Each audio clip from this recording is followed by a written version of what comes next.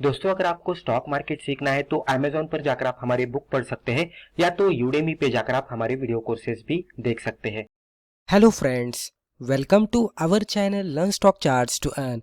दोस्तों, आज के वीडियो में हम एक स्विंग की ट्रेडिंग स्ट्रैटेजी देखेंगे जिसमें हम 4 आवर के कैंडलस्टिक चार्ट का इस्तेमाल करने वाले हैं।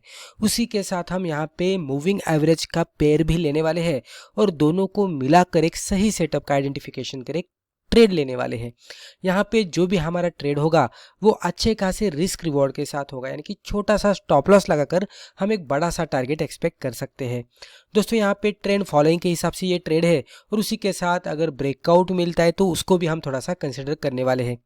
कुल मिलाकर स्ट्रैटेजी किस तरह से होने वाली है हम आगे जाकर धीरे धीरे देखेंगे और उसी के साथ फर्दर हम एक एग्जाम्पल भी लेने वाले हैं और एग्जाम्पल के जरिए भी समझ लेने की कोशिश करेंगे कि अगर ये सेटअप के हिसाब से कोई पर्टिकुलर स्टॉक ट्रेड करता है तो इसमें फर्दर मोमेंटम किस तरह से बनता है, तो इससे आपको आसानी से समझ में आएगा। तो चलिए अभी हम कंटिन्यू करते हैं। तो पहले हम यहाँ पे स्ट्रैटेजी समझ लेते हैं। यहाँ पे हमने 4 आवर के कैंडलस्टिक चार्ट का इस्तेमाल किया और उसी के साथ हमने EMA का पेयर लिया है, यानी कि एक्सपोनेंशियल मूविंग एवरेजेस का हमने यहाँ पे कॉम्बिनेशन किया है, जैसे कि पेयर लिया है जो है 100 का और 200 का, यानी कि एक्सपोनेंशियल मूविंग एवरेज 100 और एक्सपोनेंशियल मूविंग एवरेज 200 हमने यहाँ पे लिया है। अभी इसके साथ ट्रेडिंग किस तरह से करनी है ये हमें समझना है। तो उसके लिए हम इस तरह से कंसिडर करते हैं कि ये जो रेड वाला मैं ड्रॉ कर रहा हूँ ये है EMA 200, ये इस तरह से जा रहा है। उसी के साथ हम इस तरह से कंसिडर करते हैं कि ये है हमारा EMA 100 जो कि ब्लू कलर में है और ये लेवल पे क्रॉस ओवर करके ऊपर जा रहा है। अभी ये सिचुएशन में प्राइस चार्ट हम यहाँ पे ब्लैक कलर में ड्रॉ करने की कोशिश करते हैं। जैसे कि मैंने कहा कि हमने यहाँ पे 4 आवर के कैंडलस्टिक चार्ट का इस्तेमाल किया है। अभी स्ट्रेटेजी समझ लेने के लिए मैं यहाँ पे लाइन चार्ट के जरिए आपको ड्रॉ करके बताने वाला हूँ। आप इसको कंसिडर कीजिए कि ये 4 आवर का कैंडलस्टिक चार्ट है। जैसे पहले अगर कोई स्टॉक डाउन ट्रेंड में ट्रेड करता है तो पहले तो स्टॉक के प्राइसेस आपको नीचे दिखेंगे, नीचे से प्राइसेस धीरे धीरे आपको दिखेंगे कि मूविंग एवरेज को ब्रेक कर रहे हैं। इस तरह से पहले प्राइसेस मूविंग एवरेज को ब्रेक करते हुए ऊपर जाएंगे। पहले ये 100 को ब्रेक करेंगे, EMA 100 को, फिर थोड़ी देर बाद या तो थोड़े दिन के बाद ये आगे जाकर EMA 200 को ब्रेक करेंगे और दोनों मूविंग एवरेज के ऊपर जाकर ट्रेड करने लगेंगे। तो प्राइसेस पहले ब्रेक करेंगे मूविंग एवरेजेस को, लेकिन यहाँ पे देखेंगे तो प्राइसेस ने तो ब्रेक किया, प्राइसेस यहाँ पे आ चुके हैं, लेकिन हमारा EMA 200 ऊपर है और EMA 100 नीचे है। हमें इंतजार करना है क्रॉस ओवर का कि जहाँ पे EMA 100 क्रॉस करके EMA 200 के ऊपर चला जाए। तो एग्जैक्टली ये लेवल पे आप देख सकते हैं कि जो ब्लू वाला हमारा EMA 100 था इसने क्रॉस करके EMA 200 को ये ऊपर चला गया। ये क्रॉस ओवर के बाद हमारा प्राइस चार्ट अगर हम देखेंगे तो ऑलरेडी यही लेवल पे ऊपर गया था, राइट, यहाँ पे क्रॉस ओवर करके।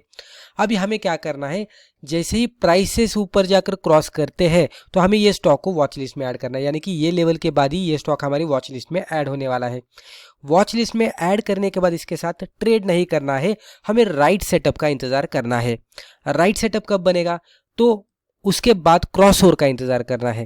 क्रॉस ओवर होने के बाद ये हमारा सेकंड क्राइटेरिया सेटिस्फाई कर रहा है। जैसे कि यहाँ पे पहले प्राइसेस ने क्रॉस ओवर किया दोनों EMA को, तो ये पहला क्राइटेरिया सेटिस्फाई हुआ। जैसे ही 100 EMA ने 200 EMA को क्रॉस ओवर करके ऊपर चला गया तो ये हमारा सेकंड क्राइटेरिया सेटिस्फाई हो गया। उसके बाद हमें इंतजार करना ये प्राइसेस आगे जाकर एक बार EMA 100 को टच करे, यानी कि EMA 100 पे जाकर यहाँ पे सपोर्ट ले। तो ये कहाँ पे सेटअप बनता है वो हमें देखना है। तो पहले तो प्राइसेस ने दोनों EMA को क्रॉस ओवर करके ऊपर गया, यानी कि ऊपर चले गए प्राइसेस। उसके बाद देखेंगे तो EMA 100 EMA 200 को ब्रेक करके ऊपर चला गया। उसके बाद भी हमें ट्रेड नहीं लेना है, हमें थर्ड क्राइटेरिया का इंतजार करना है, जो है कि प्राइसेस उसके बाद आगे जाकर EMA 100 पे सपोर्ट लेते हुए हमें दिखे और यहाँ पे 4 आवर की कोई इस तरह की कैंडलस्टिक बने कि जो बुलिश हमें दिख रही है। तो ये सिचुएशन बनने के बाद हमारा थर्ड क्राइटेरिया सेटिस्फाई होता है और क्लोजिंग बेसिस पे ये 4 आवर की कैंडलस्टिक जैसे है बनते हैं तो उसके बाद हमें इसमें ट्रेड लेने का सोचना है।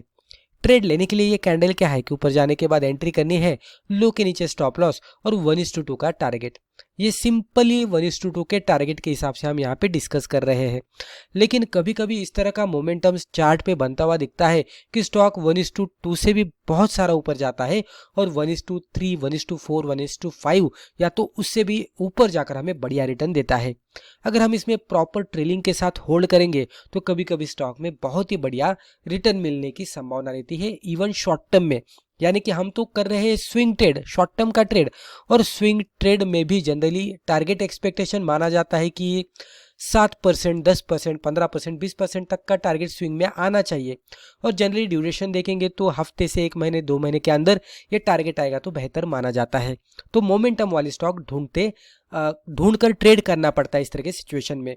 तो उससे भी ज़्यादा अगर उसी ड्यूरेशन में ट्रेड मिलता है और उतना रिजल्ट भी हमें मिलता है तो ये सबसे बढ़िया बात हो जाती है। और एग्जैक्टली ये सेटअप के बाद आपको बहुत सारे स्टॉक के केस में इस तरह का एग्जांपल मिलेगा कि जिसके बाद स्टॉक में बहुत ही बढ़िया अपसाइड में मूवमेंट आती हुई आपको दिखेगी, जहां पे हम एक बहुत ही बढ़िया प्रॉफिट बुक करके बाहर भी आएंगे। तो यहाँ तक मुझे लगता है कि आपको स्ट्रेटजी समझ में आई होगी। फर्स्ट क्राइटेरिया क्या है, सेकेंड क्राइटेरिया क्या है, थर्ड क्राइटेरिया क्या है, और उसके बाद ट्रेडिंग में एंट्री कहाँ पे करनी है, स्टॉप लॉस कहाँ पे लगाना है और टारगेट कहाँ पे रखना है। उसी के साथ स्टॉक को वॉच लिस्ट में कब ऐड करना है वो भी आपको समझ में आया होगा। अभी ये स्ट्रैटेजी हो गई। अभी आगे जाकर हम धीरे धीरे एग्जाम्पल के जरिए इसी कॉन्सेप्ट को समझ लेने की कोशिश करते हैं, आपको और भी बेहतर समझ में आएगा। तो चलिए अभी कंटिन्यू करते हैं। अभी यहाँ पे आप देख सकते हैं हमने लिया है स्ट्रैटेजी एग्जाम्पल के तौर पर हमने यूनियन बैंक ऑफ इंडिया का 4 आवर का कैंडलस्टिक चार्ट लिया है। चार्ट के ऊपर हमने एक्सपोनेंशियल मूविंग एवरेज 100 का लिया है, जो कि है ब्लू कलर में। ये ब्लू वाला है हमारा EMA 100। उसके बाद अगर हम देखेंगे तो एक्सपोनेंशियल मूविंग एवरेज 200 का भी हमने लिया है, वो है यहाँ पे आप देख सकते हैं रेड कलर में। दोनों भी हमने क्लोजिंग बेसिस के लिए है। अब इस स्ट्रेटेजी के हिसाब से देखेंगे तो पहले प्राइस चार्ट आपको यहाँ पे निचले साइड में दिखेगा, दोनों EMA के नीचे दिखेगा। उसके बाद अगर आप देखेंगे तो धीरे धीरे प्राइस चार्ट यहाँ पे ऊपर शिफ्ट होता हुआ दिखेगा।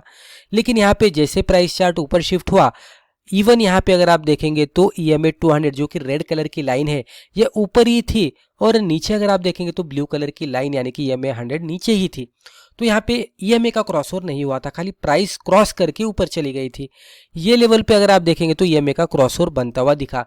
तो ये लेवल पे क्या हुआ, ये पहले लेवल पे हमें स्टॉक को वॉच लिस्ट में ऐड करना है जैसे ही प्राइसेस क्रॉस करके ऊपर चले जाते हैं। ये हमारा फर्स्ट क्राइटेरिया सेटिस्फाई भी करते हैं। उसके बाद जैसे ही EMA का क्रॉसओवर होता है यानी कि EMA 100 क्रॉस करके EMA 200 के ऊपर चला जाता है तो हमारा सेकंड क्राइटेरिया सेटिस्फाई होता है। प्राइसेस ऑलरेडी यहाँ पे आपको ऊपर ट्रेड करते हुए दिखेंगे। उसके बाद जैसे ही स्टॉक नीचे आकर यहाँ पे EMA 100 पे सपोर्ट लेता है और उसके बाद कोई बुलिश कैंडलस्टिक बनाता है तो आपका थर्ड क्राइटेरिया सेटिस्फाई होता है और बुलिश कैंडलस्टिक के अकॉर्डिंग आपको ट्रेड करना है, जहाँ पे ये जो 4 आवर की कैंडलस्टिक क्लोजिंग बेसिस पे बनी है उसके हाई के ऊपर एंट्री करनी है, लो के नीचे स्टॉप लॉस लगाना है। और ये हमारा टारगेट आप देख सकते हैं 1:2 का टारगेट आसानी से यहाँ तक ही हिट हुआ होता कुछ ही दिन में। और यहाँ पे अगर आप प्रॉपरली ट्रेल कर पाते, ट्रेलिंग स्टॉप लॉस आपका सही से बैठता तो आपका ट्रेड यहाँ तक मूव होता और एक अच्छा खासा प्रॉफिट यहाँ पे बुक हुआ होता। इतने से छोटे से स्टॉप लॉस के बदले आपको इतना बड़ा रिस्क रिवॉर्ड के साथ टारगेट मिलता। तो इस तरह से मोमेंटम यहाँ पे बनता रहता है। अभी यहाँ तक आपको समझ में आया होगा। अभी यही एग्जांपल को थोड़ा सा अलग पर्सपेक्टिव के हिसाब से देखते हैं, थोड़ा क्लोजर लुक देखते हैं, इससे आपको और भी क्लियर हो जाएगा। तो यहाँ पे आप देख सकते हैं सेम एग्जाम्पल है यूनियन बैंक ऑफ इंडिया का 4 आवर का कैंडलस्टिक चार्ट है। उसके ऊपर EMA 100 क्लोजिंग का ब्लू कलर में और EMA 200 क्लोजिंग का रेड कलर में। ये आप देख सकते हैं धीरे धीरे प्राइसेस ऊपर चले गए, फिर क्रॉसओवर यहाँ पे बना और यहाँ पे बाइंग का क्राइटेरिया सेटिस्फाई हुआ, राइट। तो ये क्लोजर लुक आपको इस तरह से दिख रहा है। तो यहाँ पे आप देख सकते हैं कि प्राइसेस जैसे ही ऊपर जाते हैं तो EMA पे इमीडिएट बेसिस पे आपको क्रॉसओवर नहीं दिखता, क्रॉसओवर थोड़े टाइम बाद या तो थोड़े दिन बाद आपको बनता हुआ दिखेगा और हमारा ट्रेडिंग क्राइटेरिया आपको और कुछ दिन बाद बनता हुआ दिखेगा, यानी कि ट्रेडिंग सेटअप या तो बाइंग सेटअप आपको कुछ दिन के बाद बनता हुआ दिखेगा। यानी कि वॉच लिस्ट में हम यहाँ पे ऐड कर रहे हैं और हमारा ट्रेड ये लेवल पे हो रहा है। तो वॉच लिस्ट में ऐड करने के बाद हमें कुछ दिन का इंतजार करना पड़ रहा है प्रॉपर सेटअप के लिए। तो यहाँ पे सबसे इंपॉर्टेंट हमारे पास एक स्किल होनी चाहिए जिसको हम कहते हैं पेशेंस। क्योंकि यहाँ पे हम जैसे स्टॉक को वॉच लिस्ट में ऐड करते हैं तो हमें हर वक्त देखना पड़ता है कि स्टॉक बाइंग क्राइटेरिया को कब सेटिस्फाई कर रहा है। तो उसके लिए पेशेंस का होना बहुत ही ज़रूरी है। पेशेंस ना रखते हुए हम कहाँ पे भी एंट्री करते बैठेंगे तो कभी कभी स्टॉप लॉस का भी हिट होना संभव होता है। तो उसके लिए पेशेंस के साथ बाइंग सेटअप का इंतजार करना सबसे इंपॉर्टेंट होता है। तो यहाँ पे स्टॉक को वॉच लिस्ट में ऐड करने के बाद ये लेवल पे हमारा ट्रेड सेटअप बन गया।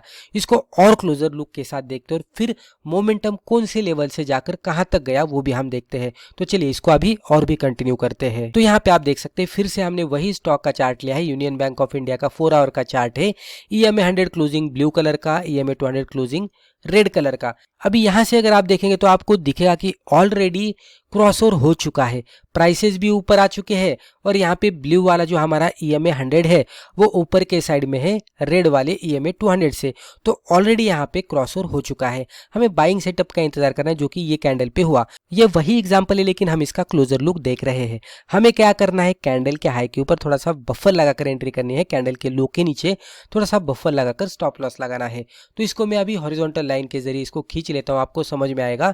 ये स्टॉप लॉस हमारा यहाँ पे था, लगभग इसको आगे इस तरह से खींचते तो आप देखते हैं कि यहाँ पे आप देख सकते हैं कि यहाँ से तो स्टॉप लॉस हमारा हिट नहीं हुआ।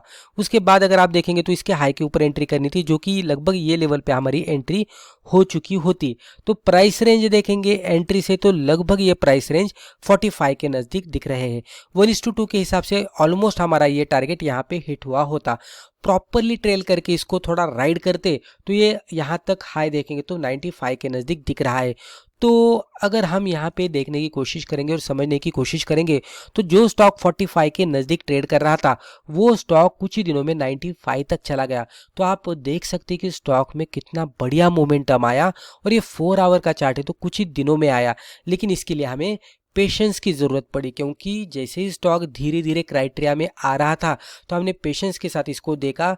गड़बड़ी में हमने इसमें पोजीशन नहीं बनाई। जैसे ही हमारा बाइंग सेटअप वैलिड हुआ उसके बाद ही हमने इसमें प्रॉपर स्टॉप लॉस लगाकर एंट्री की और स्टॉक में एक अच्छा खासा रिजल्ट भी मिला। तो पेशेंस सबसे इंपॉर्टेंट होता है। कभी कभी क्या होता है कि हमारे पास सेटअप होता है लेकिन सेटअप को हम पूरी तरह से बनने नहीं देते और अर्ली एंट्री कर जाते और उसके वजह से स्टॉप लॉस हिट होता है। तो जो भी यहाँ पे मार्केट में होता है वो पूरा डिसिप्लिन के साथ ही होता है। डिसिप्लिन के साथ एंट्री करने के बाद पेशेंस बहुत ही इंपॉर्टेंट होता है। जो पेशेंसली बैठते हैं स्टॉक के ऊपर राइड करते हुए वो ही आगे जाकर एक बड़ा सा प्रॉफिट कमा पाते हैं। तो इसीलिए पेशेंस भी सबसे इंपॉर्टेंट होता है। तो दोस्तों मुझे लगता है रिस्पेक्टिव वीडियो में हमने जो भी डिस्कस किया इससे आपको जरूर फायदा हुआ होगा। Thank you.